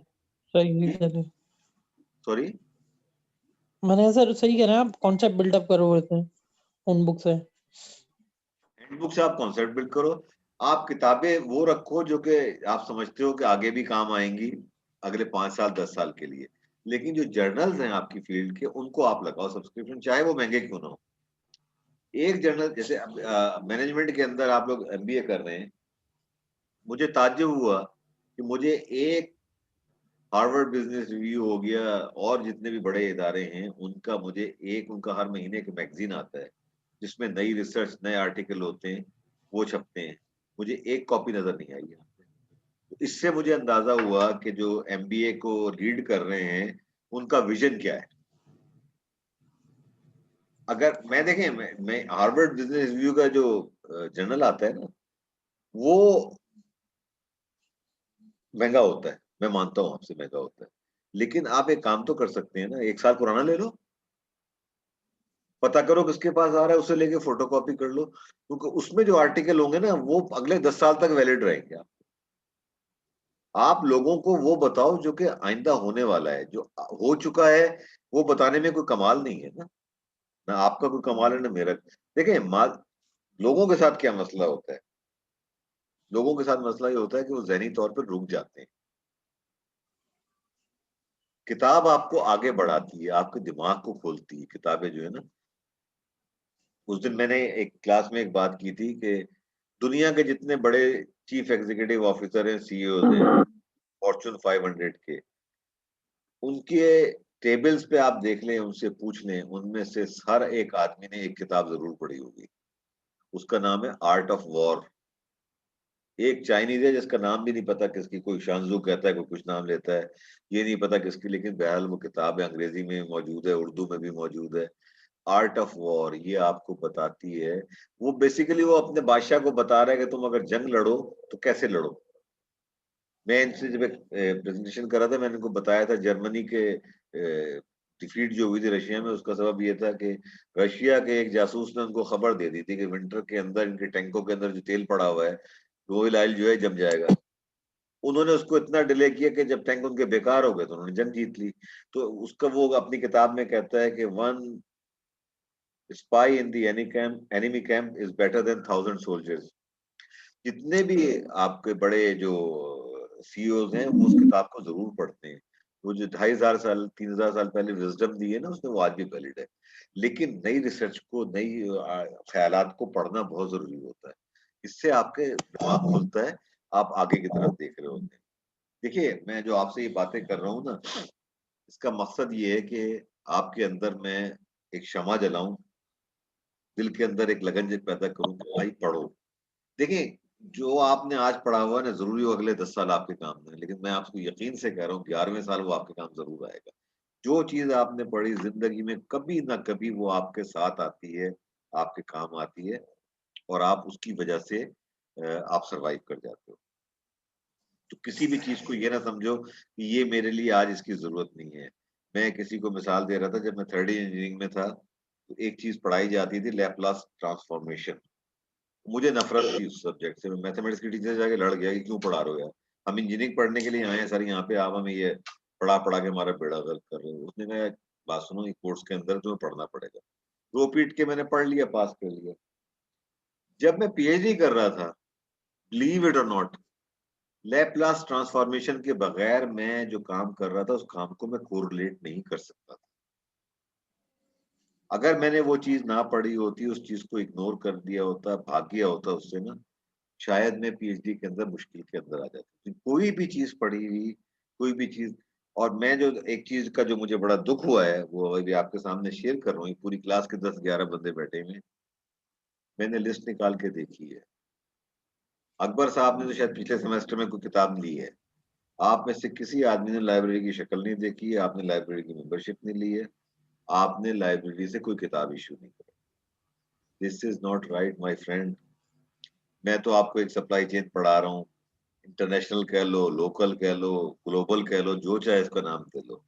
मैं तो पढ़ा के निकल जाऊंगा, लेकिन आपने कल को जिंदगी के अंदर आगे बढ़ना है, फील्ड में जाना है, किताबों की आदत डालो, किताब ले लो, चाहे उसके 2 चैप्टर पढ़ो, चाहे 3 चैप्टर पढ़ो, नॉवेल की तरीके से पढ़ो, 2 सफ़े छोड़ के पढ़ो। यकीन करो जो लफ्ज़ भी तुम पढ़ोगे ना, तुम्हारे सबकॉन्शियस में वो चले जाएँगे और कहीं न कहीं ज़िंदगी में तुम्हारे काम आएँगे। तो ये एम्प्लॉइज़ को जो ट्रेनिंग कराई जाती है, उनकी स्किल्स बढ़ाई जाती हैं, इसका फ़ायदा ना सिर्फ़ कंपनी को होता है बल्कि मुल्क को भी होता है। 2 तरह की ट्रेनिंग कराई जाती है, एक होती है सॉफ्ट स्किल। सॉफ्ट स्किल की जैसे मैं भी आपसे बात कर रहा था, प्रेजेंटेशन स्किल्स को सिखाई जाती है, उसको कम्युनिकेशन, बिजनेस कम्युनिकेशन सिखाई जाती है। अगर वो इंजीनियर है, उसको फाइनेंस का कोई आइडिया नहीं है, तो उसको फाइनेंस फॉर नॉन फाइनेंस पढ़ाया जाता है कि भाई अटेंड करो ताकि तुम्हें आइडिया हो कि फाइनेंस फॉर नॉन फाइनेंस क्या है। हार्ड स्किल क्या होती है, जो आपकी कोर फील्ड है। कोर फील्ड के अंदर आपकी मिसाल के तौर पे आप डिजाइन सेक्शन के अंदर काम कर रहे हैं, तो डिजाइन के जो एडवांस कोर्सेज आएंगे, डिजाइन में जो एडवांसमेंट हो रही होगी ना, जिसका कि पूरी कंपनी से कोई ताल्लुक नहीं होगा, आपको वो 4 घंटे या 8 घंटे या 16 घंटे का आपको साल के अंदर वो अपनी फील्ड के अंदर आपको करवाया जाता है, ट्रेनिंग करवाई जाती है, ताकि आप उसको देख सकें, पढ़ सकें, समझ सकें। ठीक है। अच्छा, एक थ्योरी और आई है इसके अंदर आखिरी पे जाने से पहले इंटीग्रेटेड के अंदर, वो कहलाती है CPFR, collaborative planning forecasting reference. Collaborative planning क्या होती है कि आप से प्लानिंग जो कर रहे होते हैं ना, आपकी सिर्फ अपनी प्लानिंग नहीं होती है, वो प्लानिंग पीछे जाके किसकी होती है, आपके सप्लायर की प्लानिंग की होती है। फोरकास्टिंग जो आप कर रहे होते हो वो आपके कस्टमर से ले रहे होते हैं आप, यानी कस्टमर से मेरी मुराद ये है कि आपका मार्केटिंग डिपार्टमेंट अपने जो डिस्ट्रीब्यूटर से पूछता है, डिस्ट्रीब्यूटर जो है रिटेलर से पूछता है, रिटेलर कस्टमर से पूछता है, उनका फीडबैक आप लेते हो, उसकी बेसिस पे आप फोरकास्टिंग करते हो। मैं बताऊंगा कि ये फोरकास्टिंग के क्या नुकसान आते हैं, आगे बात करेंगे हम इस पे। आप प्लान करते हो, प्लानिंग से मुराद क्या है, आपकी प्रोडक्शन प्लानिंग। कोलैबोरेटिव प्लानिंग से मुराद क्या है कि जो आपको स्पेयर पार्ट्स चाहिए या जो आपका सप्लायर है, उसको आप बताते हो कि भाईजान मेरे ये अगले 6 महीनों के लिए मेरी ये रिक्वायरमेंट आ रही है, 3 महीने की रिक्वायरमेंट, तो आप अपनी प्लानिंग कर लो और आप उनकी प्लानिंग उनकी देख भी सकते हो। फिर एक चीज होती है कि जिसको हम कहते हैं नेटवर्किंग। नेटवर्किंग की इस्तेमाल मैनेजमेंट में बहुत इस्तेमाल होती है। जैसे कि मैंने तेल की फील्ड में काम किया है ना, तो हम लोग क्या करते थे कि महीने में या 2 महीने में कोई एक आदमी दावत करता था, दावत खाने की नहीं, कि भाई फलानी जगह बैठते हैं, कॉफी पीते हैं। तो जितने भी सप्लाई मैनेजर थे ना ऑयल के, वो हम एक जगह बैठ जाते थे, गपशप करते थे। तो वो अपने मसाइल बताता था, मैं अपने बताता था, वो दूसरा अपने बताता था। उससे क्या होता था, हमारे नोट्स एक्सचेंज हो जाते थे कि जो मसला उसको आया होता था आपको पता चल जाता था कि आपके सामने वो चीज आए ना, और फिर आपको एक रेमेडी पता चल जाती थी कि उस आदमी ने उस मसले को कैसे हल किया। तो आपको व्हील को दोबारा नहीं बनाना पड़ता था। वो एक मुहावरा है ना, री इन्वेंटिंग द व्हील। अगर एक प्रॉब्लम आई है, उसका एक बंदे ने एक हल निकाल लिया है, तो आपको जरूरी नहीं कि आप दोबारा से उस पर पूरी रिसर्च करके उस मसले का हल निकालें, आप उस हल को डायरेक्ट इम्प्लीमेंट कर सकते हैं। कोलैबोरेटिव प्लानिंग क्या है? कोलैबोरेटिव प्लानिंग में आखिरी टॉपिक में मैं आपको बताऊंगा, बल्कि अभी शेयर कर लेता हूँ आपसे। कोलैबोरेटिव प्लानिंग ये है कि आप, जैसे कि एक बड़ी कंपनी है, वॉलमार्ट का मैं बार बार जिक्र करता हूँ, अमेरिका की एक बड़ी कंपनी है, उससे बड़ी चेन कोई नहीं है अमेरिका के अंदर। उसका एक एग्रीमेंट है जॉनसन एंड जॉनसन से, ठीक है। जॉनसन एंड जॉनसन ने कहा मैं तुम्हारा सप्लायर हूँ, तुम्हें मैं क्या सप्लाई करता हूँ, वो सप्लाई करता है बेबी पैम्पर्स जो होते हैं ना, वो सप्लाई करता है, और बहुत सारी गुड सप्लाई करता है, ये 50 होंगी सर। उसने कहा देखो भाई, मुझे आपको सर्विस प्रोवाइड करने के लिए एक चीज चाहिए, बेहतर सर्विस। क्या चाहिए कि नॉर्मली कंपनीज में ये होता है, बड़ी कंपनीज के अंदर जिसके 1000 रिटेल आउटलेट, 1000 आउटलेट हैं, कि उनका जो, जब कोई आइटम बिकता है, बारकोड वो स्कैन करते हैं ना, तो इन्वेंट्री से माइनस होता है। इन्वेंट्री से माइनस होता है तो फौरन जो मेन इन्वेंट्री होती है ना, देखें एक इन्वेंट्री तो होती है ना जो स्टोर है। मिसाल के तौर पे आप कैरी फोर में गए हैं, डॉल्मिन गए हैं, डॉल्मिन में एक वो है ना, कैरी फोर का एक स्टोर है, क्या कहलाता है वो, कैरी फोर ही कहलाता है ना, डॉल्मिन मॉल में जो है, हाइपर स्टार। जी जी जी जी हाइपर केयरफॉर स्टार है, से केयरफॉर। कैरी फोर, आपने हाइपर स्टार से आपने जिलेट का 3 ब्लेड का एक सेट उठाया, ठीक है। जब वो काउंटर पे खड़ा हुआ लड़का या लड़की उसको स्कैन करेगी, उसकी जो सॉफ्टवेयर है ना, उसमें से एक माइनस हो जाएगा। पीछे जो इन्वेंट्री में आया ना, जब इन्वेंट कोई चीज आती है कंपनी की, तो इन्वेंट्री में आ जाती है, उनके सॉफ्टवेयर में आ जाती है। अब आज की तारीख में 5 3 पैक जो है ना डिस्पोजल के बिक गए, इन्वेंट्री में से 5 माइनस हो जाएंगे। होते होते एक मिनिमम ऑर्डर लेवल आएगा, जिस वक्त वो आ जाएंगे जी अब मेरे पास जो है 100 पीस, 100 रह गए 3 वाले, ऑटोमेटिकली एक ईमेल जनरेट होगी, उसको किसी को लिखने की जरूरत नहीं है, वो सॉफ्टवेयर जनरेट करेगी कि इस जगह के ऊपर जिलेट के जो डिस्पोजेबल 3 का सेट है वो मिनिमम इन्वेंट्री लेवल पे आ गया है। वो ईमेल चली जाएगी मेन वेयर हाउस को, मेन वेयर हाउस वाला जो भी होगा उसको देखेगा और कहेगा कि ये चाहिए, इसका मिनिमम इन्वेंट्री लेवल पे आ गया, मैक्सिमम ये है, लीड टाइम इतना है। वो जहां से खरीद रहा होगा या उसके पास स्टॉक में होगा, वो उसको ट्रांसपोर्ट करेगा।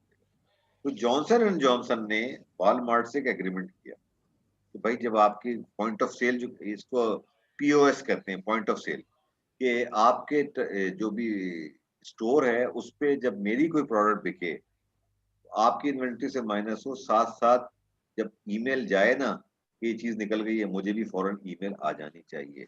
तो उन्होंने मिलकर एक सॉफ्टवेयर डेवलप की कि एक चीज वॉलमार्ट पे बिकी, जॉनसन की प्रोडक्ट बिकी, तो जॉनसन को साथ साथ मेल चलेगी।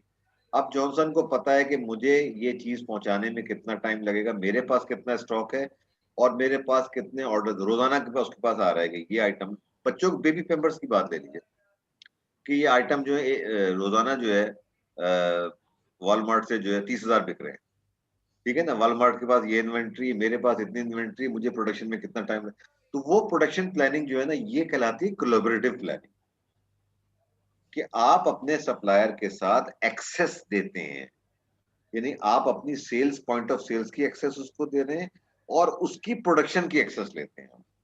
ये एक जॉइंट टू एंड फ्रो चीजें चल रही होगी। सर जैसे जी मैं यूएई में काम करता था, ठीक है। वहाँ पे जो है जो मेजर डोमेस्टिक अप्लायंसेस होती थी ना, जैसे फ्रिज हो गए, एसी हो गए, ठीक है।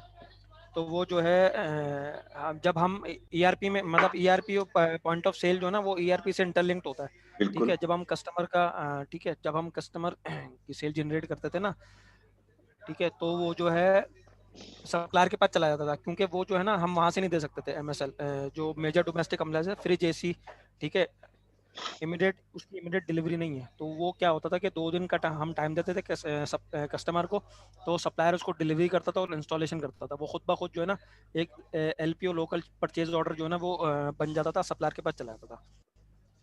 यही चीज हो गई ना collaborative planning, forecasting and replication ना, ये वही चीज हो गई ना कि आपने फिजिकली वो चीज नहीं रखी हुई है, किसी और ने इन्वेंट्री आपके ब्याह पे रखी हुई है, यही है ना।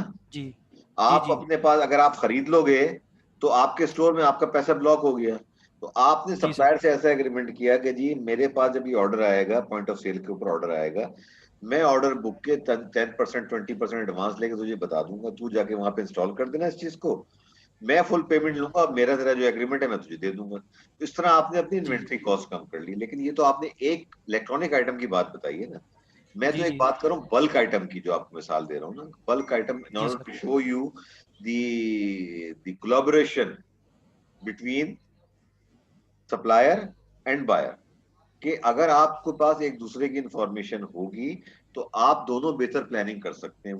देखिए जॉनसन एंड जॉनसन की प्रोडक्शन प्लानिंग डिपेंड किस पे कर रही है, वॉलमार्ट से जितना बिक रहे हैं वही है ना, उसी हिसाब से वो बनाएगा ना।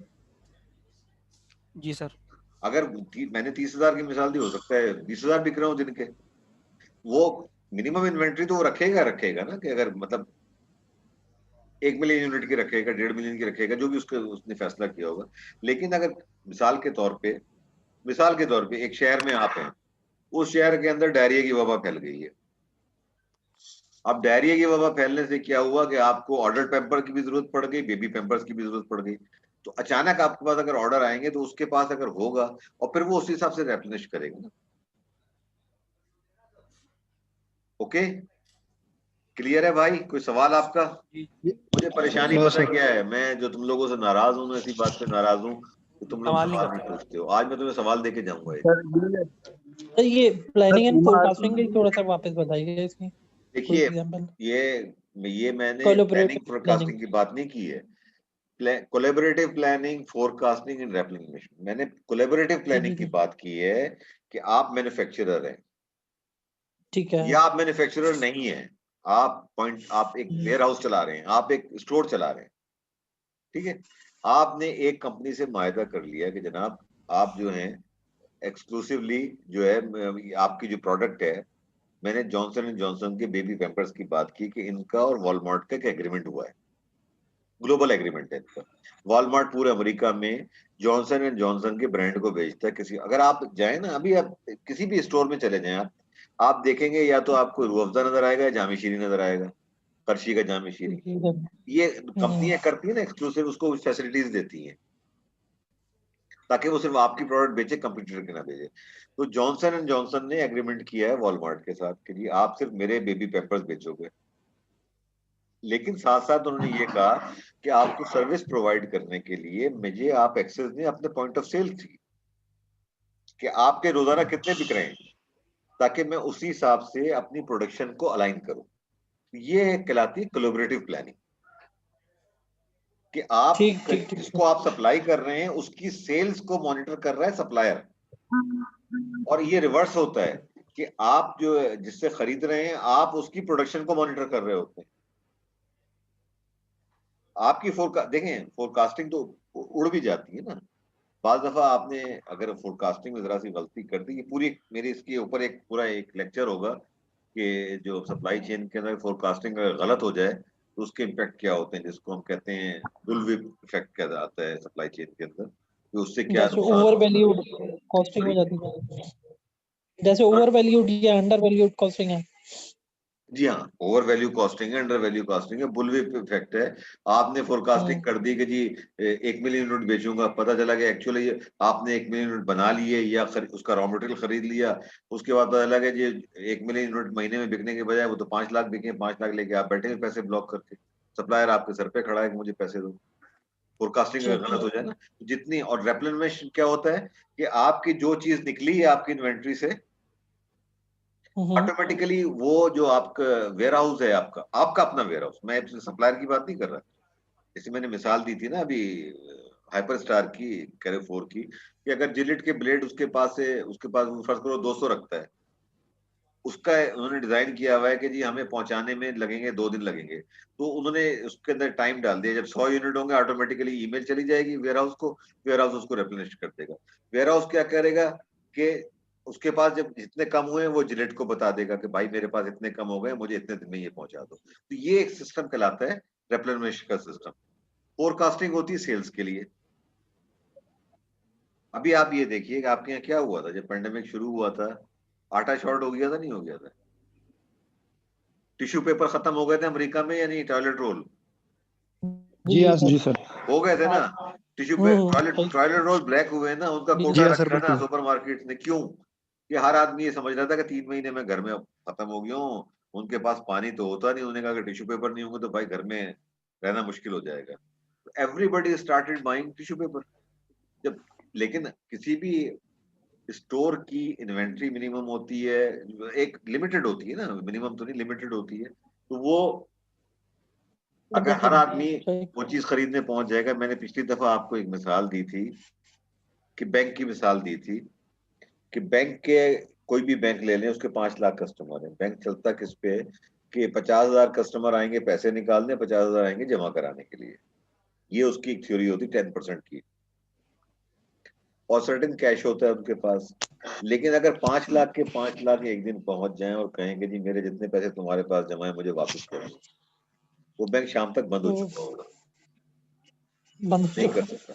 सही यही बात है चीज सर। हमारे साथ अभी आपने पेंडेमिक में आपने ऑब्जर्व किया, हमने ऑब्जर्व किया, पाकिस्तान के अंदर शॉर्टेज हुई नहीं हुई, आटे की शॉर्टेज हुई नहीं हुई, दालों की जी शॉर्टेज हाँ हुई सर। नहीं हुई। जिसके पास पैसा था वो जाके उसने शुगर के जी सर, बिल्कुल। 1 महीने की जगह 3 महीने का खरीद लिया, घर में ला के रख लिया। लेकिन वो एक सर्टेन पीरियड के लिए वो जो स्टोर जी है वो तो सर। ड्राई आउट हो गए ना। अब जब मैं लेने पहुंचा तो वहां पे कोई चीज नहीं है, तो उन्होंने जिसके पास है उसने कहा 80 रुपए की चीज 90 की बेचो। ये फायदा लेते हैं ना लोग। ठीक है भाई, अब हम एंड पे जा रहे हैं लेक्चर के आखिरी बिल्कुल पॉइंट जो आपके जी साथ। जी बोलिए, कोई सवाल है तो? कोई सवाल है भाई आपका? सर एमआरपी भी ऐसा ही सॉफ्टवेयर है जिस तरह ईआरपी है? जी ये सॉफ्टवेयर, हाँ बिल्कुल, ये सर ईआरपी से मेरा क्वेश्चन नहीं, ये ईआरपी से अलग होता है। ये ईआरपी तो आपकी अपनी कंपनी का है ना, या तो आप उसको अपनी कंपनी के सेल्स वाले की एक्सेस दे दें कि भाई मेरी सेल्स ही हो रही है। एक ही होता है कि सेपरेट आप एक्सेस देते हैं। पॉइंट ऑफ सेल्स मैंने बताया ना, पॉइंट ऑफ सेल जो होता जी है सर जी। जहां पे देखें ना, आजकल तो हर चीज जो भी आप ले रहे होते हैं बारकोड स्कैन कर रहा होता है ना, वो बारकोड की स्कैनिंग का सिग्नल जी जाता सर। है कंपनी के वेयर हाउस को। यानी आपका मैंने जो अच्छा। मिसाल दी है ना कि कैरी फोर का या इसका जो वेयर हाउस है, इसका भी तो एक वेयर हाउस है ना, उसको जाता है। वो देखता है कि जी मेरे इतने बिक, आज की तारीख में इतने बिके, मेरे पास अब इतने पीस रह गए। जब उसके पास उस पीस पे आता है, वो ऑटोमेटिकली ईमेल सही। एक जनरेट हो जाती है कि मेरे स्टॉक जो है ना अब मिनिमम लेवल पे आ गए, आप मुझे फॉरन डिस्पैच करें। तो वो मिनिमम लेवल जो होता है कि कम से कम 3 जितना लीड टाइम होता है ना, यानी प्रोडक्ट के आप तक पहुंचने का, वेयर हाउस आपका मेन वेयर हाउस से आपकी स्टोर तक पहुंचने का जो लीड सही टाइम होता है उसको लीड टाइम कहते हैं। अगर वो 2 दिन का 3 दिन का, जब तो अच्छा। उसको देखते हुए 1 दिन का 2 दिन का सेफ्टी मार्जिन रख के एक ईमेल जनरेट हो जाती है, वो आपके पास आ जाता है। लेकिन साथ साथ जो आपका सप्लायर है उसको भी एक ईमेल जाती है। सही सर। जो चीजें आप बेच रहे हैं उसकी ईमेल सिर्फ आप ही के वेयर हाउस को नहीं जा रही, जो आपको सप्लाई कर रहा है उसको भी जा रही है, ताकि वो देख ले कि आपका सेल का पैटर्न क्या जा रहा है। अब मिसाल के तौर पे आपके जी सामने है सर। ना कि जब पेंडेमिक आया पाकिस्तान के अंदर फेस मास्क इंपोर्ट हो रहे थे, शॉर्ट हो गए थे फेस मास्क कपड़ों के बने, लेकिन आज पाकिस्तान के जी सर। अंदर पाकिस्तान नेट एक्सपोर्टर बन गया फेस मास्क का, है सर या सही नहीं बात है है भाई? बिल्कुल सर, ऐसे ही बिल्कुल है। सर। ये साहब जो दुबई की बात कर रहे थे, अब अपना नाम बताएं जरा मुझे, मैं एक पॉइंट हाईलाइट करना चाहता हूँ। एम शागिल बोला था। शागिल, आपने सैयद अभी मोहम्मद जो शागिल। गुफ्तगू की ना, आपने इसके अंदर 2 मिनट की गुफ्तगू में आपने 6 दफा लफ्ज इस्तेमाल किया, ठीक है। आप हर बिलाल जुमले सर, की बिलाल बात कर रहे थे, ठीक है, हर जुमले की बात कर रहे थे, ठीक है। ये आपका स्टाइल बन चुका है, आपने इस लफ्ज को पिक कर बिलाल लिया। सर। आप इसको कोशिश करें कि इस लफ्ज को कम से कम इस्तेमाल करें। ये आपकी सेकंड हैबिट बन चुका है। जब भी आप बात कर रहे हैं ना, एक जुमला मुकम्मल करके आप कह रहे हैं ठीक है, इससे इंप्रेशन ये जाता है। देखो मेरी बात का बुरा मत मानना, तुम मेरे बच्चों की तरह हो, जो बात मैं अपने बच्चे को समझाता हूँ वो मैं आपको समझा रहा हूँ। इससे इंप्रेशन ये जी जाता है जी जब सर। आप लफ्ज ठीक है पे एम्फसाइज कर रहे हैं कि मुझे ये बात पता है, तुम लोगों को नहीं पता, बताओ तुम्हारी समझ में ये बात आई है नहीं आई है। ये जी मैं सर, आपके ऐसा ही है। एक हाईलाइट कर रहा हूँ इस चीज को। ये तो कोशिश कीजिएगा इसके ऊपर आप काम करें, कि ये लफ्ज जो है ना हर नहीं, जुमले के बाद इंशाल्लाह जरूर इस्तेमाल सर। करें। ये मेरा फर्ज है भाई कि हम्म। मैं आपको बता दूं। अब आ जाइए आखिरी चीज, एक्सटेंडेड सप्लाई चेन। ठीक है ना, ये जो मैं इसमें बात कर रहा था, बेसिकली ये सारी बातें एक्सटेंडेड सप्लाई चेन में और इसमें ओवरलैप होती हैं। यानी end to end supply chain जब हम कहते हैं तो end to end supply chain का मुराद ये होती है कि मेरी अपनी सप्लाई चेन, मेरे सप्लायर की सप्लाई चेन, मेरे सप्लायर का जो सप्लायर है उसकी सप्लाई चेन, उसका जो सप्लायर है उसकी सप्लाई चेन, इन तीनों चारों की मालूमात मेरे पास होनी चाहिए और मेरी मालूमात मैं उनसे शेयर करूं। जब आपका ये कोऑर्डिनेशन बन जाता है तो फिर आप स्टॉक आउट में नहीं आते, आप ओवर स्टॉकिंग में नहीं आते। ये कहलाती है एक्सटेंडेड इंटरप्राइज कि आप अपनी चीजों को, अपनी इंफॉर्मेशन को लेकिन वो उसमें बात ये होती है कि साथ साथ आपको एक एग्रीमेंट्स भी करने पड़ते हैं कि भाई मेरी जो सेल्स की इंफॉर्मेशन है ना, मेरे कंपटीटर के पास नहीं जाने दे। अब मैंने आपको जिलेट की मिसाल दी, जिलेट का तो कोई कंपटीटर नहीं है दुनिया में, जिलेट का कौन बचा है? पाकिस्तान में अगर ट्रीट वाले हो तो हो, मैंने तो नहीं देखा कोई जिलेट का कंपटीटर। मुझे तो किसी स्टोर में कोई और ब्लेड नजर ही नहीं आता जिलेट के अलावा। लेकिन बात चीजों के कंप्यूटर है। अभी एक केस में मैंने पढ़ा, एक केस स्टडी पढ़ी है, एक टर्किश कंपनी आई पाकिस्तान के अंदर। ठीक है ना, पाकिस्तान में सबसे मकबूल ब्रांड जो था पैम्पर्स का, मेरे बच्चे बहुत बड़े हो चुके हैं लेकिन मैं फिर भी आपको एक मिसाल दे रहा हूँ समझाने के लिए कि पैम्पर्स का एक ब्रांड सबसे मकबूल था, वो पैम्पर्स के नाम से था ही नहीं था, जॉनसन एंड जॉनसन का जो है। एक टर्किश कंपनी आई, उसने कहा ये बहुत बड़ी मार्केट है पाकिस्तान के अंदर में, तो उन्होंने क्या किया, अपने पैम्पर्स को लाया और वो दुकानों के ऊपर गए, उन्होंने 40% डिस्काउंट के ऊपर जो बेचने शुरू कर दिए। अब क्या हुआ कि वो जनाब अचानक जो है जॉनसन एंड जॉनसन की सेल्स जो है डिप होगी, नोज डाइव किया उस सेल्स ने। जब उस सेल्स ने नोज डाइव किया तो जॉनसन वालों के होश ठिकाने आ गए कि भाई क्या हुआ, हमारे साथ क्या हो गया ये। उन्होंने पूरी रिसर्च की, पता चला कि टर्किश कंपनी आई है, उसने मार्केट शेयर लेने के लिए 40% डिस्काउंट पे बेचे हैं। और सारे पेरेंट्स जो लेके गए हैं उनमें से 50% पेरेंट्स जो हैं वो दोबारा जो है आके जो है, मतलब क्वालिटी से इतने मुतमईन हुए हैं कि उन्होंने आके जो है होते होते ये हुआ कि जॉनसन जो है, जॉनसन एंड जॉनसन नीचे आ गया, टर्किश कंपनी ऊपर चली गई और उन्होंने एडवर्टाइज करना आप लोग कुछ बात कर रहे हैं? हेलो जी सर। नहीं, मैं ये आपको एक ये रियल केस स्टडी बता रहा हूँ मैं आपको, जो अभी हुआ है पाकिस्तान में पिछले साल 19 में हुआ है वाकया। तो उन्होंने 40% डिस्काउंट पे पहले आके सारे उन्होंने बेचे, जिस तरह बात हो रही थी, कमीशन दिया, डिस्ट्रीब्यूटर का कमीशन बढ़ा दिया, दुकानदार का कमीशन बढ़ा दिया, उन्होंने करके मार्केट को पेनिट्रेट कर लिया। जब उन्होंने मार्केट शेयर ले लिया उसके बाद उन्होंने ये इश्तिहार देना शुरू कर दिया कि जो हमारा पैम्पर इस्तेमाल करता है वापस हमारा पैम्पर इस्तेमाल करता है, किसी को नहीं करता। तो जॉनसन एंड जॉनसन ने पाकिस्तान एडवर्टाइजिंग जो कमीशन है उसको कंप्लेंट की कि जी इन्होंने इस तरह का इश्तहार बनाया और हमारे सेल में पूरा एक कमेटी बैठी, उस कमेटी ने फैसला किया और वो टर्किश कंपनी के पास पूरा अपना रिसर्च वर्क था, उन्होंने पूरा दिया और उन्होंने कहा जी इनका इश्तहार सही है। तो जॉनसन एंड जॉनसन को इतनी बड़ी मार दी उन्होंने पाकिस्तान के अंदर 40% डिस्काउंट से शुरू करके अब रफ्ता रफ्ता वो वहीं पे पहुंच गए हैं। कीमत उनके पैम्पर्स की 1 साल के अंदर वहीं पहुंच गई है, जॉनसन एंड जॉनसन से अभी भी कम है, लेकिन उन्होंने 40% मार्केट शेयर 1 साल में ले लेना कोई आसान बात नहीं होती, ये उन्होंने किया। ठीक है, क्वालिटी कंट्रोल को आपको बहुत बेहतर करना होता है। सप्लायर्स के जो सप्लायर जिन्होंने बताया ना कि आपको न सिर्फ अपने सप्लायर से, सप्लायर के सप्लायर, उसके सप्लायर से उनकी सारी इंफॉर्मेशन, उनका लेवल और जितनी इंफॉर्मेशन है आपके पास, आप अपने कमरे में बैठ के, ऑफिस में बैठ के, घर में बैठ के आप देख सकते हैं। तो ये बात थी 4 इस तरह। अब जो है मैं ईबे पे नहीं जा रहा हूँ, मैं आपसे पहले भी कह चुका हूँ, अभी भी कह रहा हूँ कि e commerce is a totally different ball game all together. उसके ऊपर अगर हम जाएंगे तो we will lose focus on supply chain, जो आपका इंटरनेट सप्लाई चेन का कॉन्सेप्ट है, क्योंकि ई कॉमर्स जो है ना इटसेल्फ इज अ सब्जेक्ट। तो ये जनाब आज का लेक्चर था। इस वक्त हो रहे हैं 8:56। तो अगर आपके कोई सवाल आते हैं तो मुझे बताइए और मैं अभी अगली प्रेजेंटेशन कर दूंगा अब इसको। अच्छा, नेक्स्ट टाइम जो है ना मैं आपसे दो प्रेजेंटेशन भेज रहा हूँ आपको कि ये करने के बाद ना, ये जो हमने यहाँ तक पहुंच गए हैं, अगला लेक्चर जो होगा जो हम करेंगे वो है कि मॉडर्न कॉन्सेप्ट क्या आ रहे हैं। दो थ्योरीज है इसके अंदर के 6 modern concept of supply chain, 10 modern concept. तो ये मैं दोनों प्रेजेंटेशन आपके साथ शेयर कर लूंगा। हो सकता है हम एक पूरी करके दूसरी की भी थोड़ी सी कर लें या दोनों कर लें उस नेक्स्ट लेक्चर में कवर, ये चीज है। अब मैं आपको 3 काम छोड़ के जा रहा हूँ। नंबर 1, जिन लोगों ने टॉपिक सिलेक्ट नहीं किया है, अगले लेक्चर से पहले वो सब बता के ग्रुप पे डाल देंगे और अपनी प्रेजेंटेशन पे काम करना शुरू कर देंगे। फिरोज साहब आपको स्पेशल केस के तौर पे आप ही की सप्लाई चेन अलाउ कर रहे हैं, लेकिन आपने बहुत अच्छी बनानी है। अच्छा, और एक साथ आप चूंकि सवाल नहीं पूछते हो तो मैं आज आपको एक सवाल दे के जा रहा हूँ, अगली दफा मुझे इसका जवाब चाहिए आप सबसे। एक सवाल सुन लो बड़े गौर से, ये मैनेजमेंट की एक थ्योरी बेस करती है इसके ऊपर। गौर से सवाल सुनना इस बात को, ये आउट ऑफ बॉक्स थिंकिंग का सवाल है। आप तेज बारिश हो रही है, ठीक है, ये गौर से सुनो। तेज बारिश हो रही है, आपके पास एक स्पोर्ट्स कार है 2 सीटर जिसका आपने हुड गिराया हुआ है और आप मजे में गाड़ी चलाते हुए जा रहे हो। आपकी नजर पड़ती है लाइट में, आप देखते हो एक बस स्टॉप है, उस पर 3 आदमी खड़े हैं। एक बूढ़ी औरत खड़ी है जिसको कि अस्पताल जाने की जरूरत है। एक ऐसा आदमी खड़ा है जो आपका बचपन का दोस्त था, आपको 5-10 साल से नहीं मिला है, लेकिन उसने एक दफा आपकी जान बचाई थी।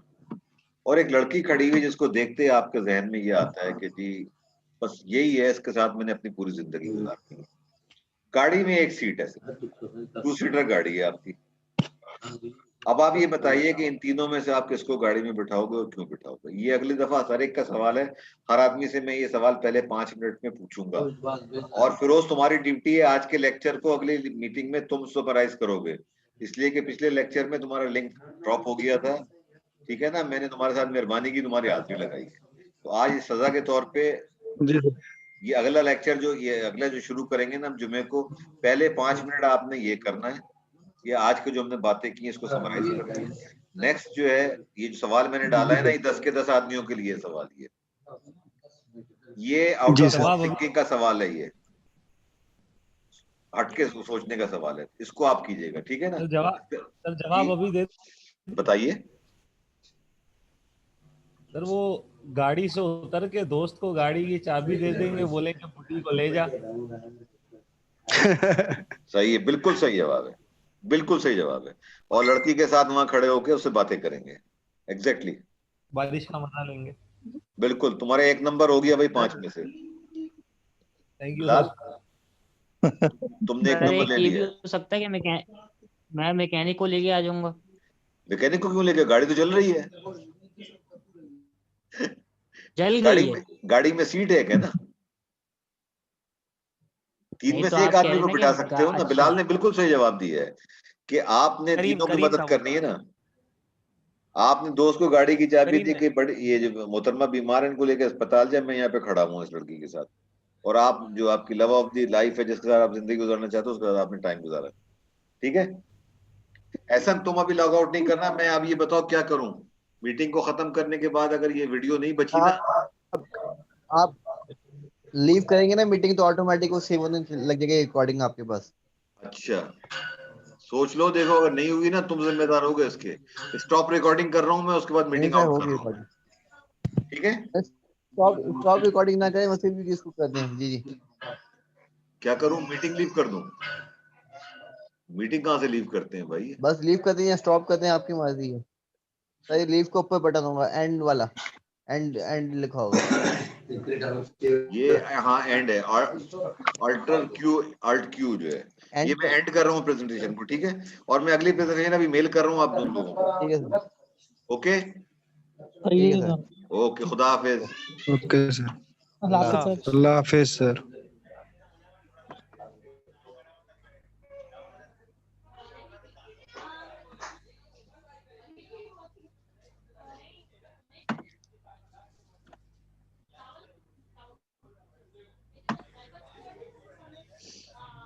यार ये तो एंड अब आ रहा है, अच्छा अब आया है। एंड मीटिंग फॉर ऑल कर रहा हूँ मैं, ठीक है?